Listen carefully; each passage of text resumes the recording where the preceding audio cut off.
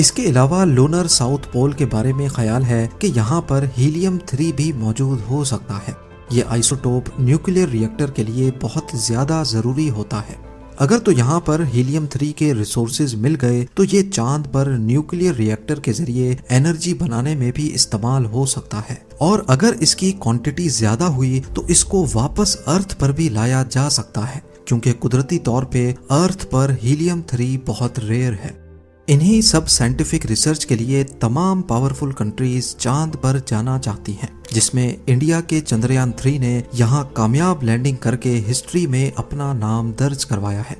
और हैरत की बात तो ये है कि सिर्फ 3 दिन पहले रशियन लूना 25 ने लूनर साउथ पोल पर क्रैश किया है, जिस पर $200 मिलियन यानी 1640 करोड़ रुपयों की लागत आई थी। और वहीं चंद्रयान 3 ने रशिया के मुकाबले में सिर्फ 615 करोड़ रुपयों में ये प्रोजेक्ट कामयाबी के साथ पूरा किया। चंद्रयान 3 के डिजाइन की बात की जाए तो ये 3 कंपोनेंट्स में डिवाइडेड है। पहला है प्रोपल्जन मॉड्यूल, जो लैंडर और रोवर दोनों को चांद के ऑर्बिट तक लेके गया। इसके बाद है विक्रम लैंडर, जिसको इंडियन स्पेस प्रोग्राम के फादर डॉक्टर विक्रम साराभाई के एजाज में ये नाम दिया गया है। चांद के ऑर्बिट से विक्रम लैंडर को प्रोपल्जन मॉड्यूल से अलग कर दिया गया।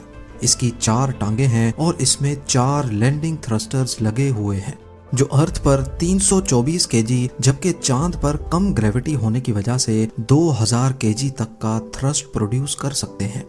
इसको खास चांद पर सॉफ्ट लैंडिंग के लिए डिजाइन किया गया है। नॉर्मली जब स्पेस क्राफ्ट्स को चांद या मार्स पर लैंड कराना होता है तो इसके 2 तरीके होते हैं। एक है इम्पैक्ट लैंडिंग, जिसमें लैंडर की स्पीड को पैराशूट की मदद से कम किया जाता है, लेकिन फिर भी ये लूनर सरफेस पर जोर से आकर गिरते हैं, जिससे सेंसिटिव पार्ट्स को बहुत नुकसान पहुंचता है। ये तरीका इसरो ने चंद्रयान 1 के वक्त में यूज किया था। ये थी तो बहुत हार्ड लैंडिंग, लेकिन कंट्रोल्ड थी। इस मिशन को टोटल 2 सालों के लिए प्लान किया गया था, लेकिन शायद हार्ड लैंडिंग की वजह से इंस्ट्रूमेंट्स को नुकसान हुआ और 312 दिन के बाद ही चंद्रयान 1 का इसरो से कांटेक्ट टूट गया। दूसरा तरीका है सॉफ्ट लैंडिंग, जिसमें लैंडर चांद के सरफेस के करीब पहुंचकर अपने थ्रस्टर्स को ऑन कर देता है। ये थ्रस्टर्स लैंडर की सिर्फ स्पीड को ही कम नहीं करते, बल्कि ये अपनी डायरेक्शन चेंज करके लैंडर को लैंडिंग साइट तक भी लेके जाते हैं। चंद्रयान 2 के मुकाबले में चंद्रयान 3 में वो तमाम चीजें खत्म कर दी गई थी जो चंद्रयान 2 की लैंडिंग के वक्त मसला कर रही थी। सबसे बड़ी चेंज ये थी कि इसमें वेरिएबल थ्रस्ट इंजन्स लगाए गए हैं, जो लैंडिंग के वक्त अपनी हॉरिजॉन्टल पोजीशन खुद कंट्रोल कर सकते हैं। इसके अलावा चंद्रयान 3 लैंडर में लेजर डॉपलर वेलोसिमीटर LDV भी लगाया गया है, जो 3 डायरेक्शन से लैंडर का एटीट्यूड डिटेक्ट कर सकता है। इसरो ने चंद्रयान 3 के विक्रम लैंडर को काफी मजबूत रखा है। इंस्ट्रूमेंट्स का आपस में कनेक्शन ज्यादा बेहतर बनाया है और एक्स्ट्रा बैकअप सिस्टम लगाए हैं, ताकि लैंडिंग के वक्त अगर कोई मसला होता भी है तो लैंडर को कम से कम नुकसान पहुंचे। लैंडर के अंदर मुख्तलिफ साइंटिफिक इंस्ट्रूमेंट्स तो हैं ही, लेकिन साथ एक रोबोटिक रोवर भी मौजूद है।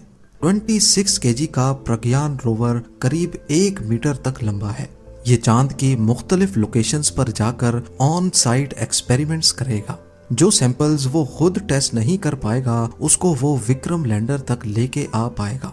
अगर ये तमाम रिसर्च बिल्कुल ठीक अंदाज में हो गई तो इंडिया साउथ पोल में लैंड करने के साथ साथ यहाँ रिसर्च करने वाला पहला देश भी कहलाया जाएगा।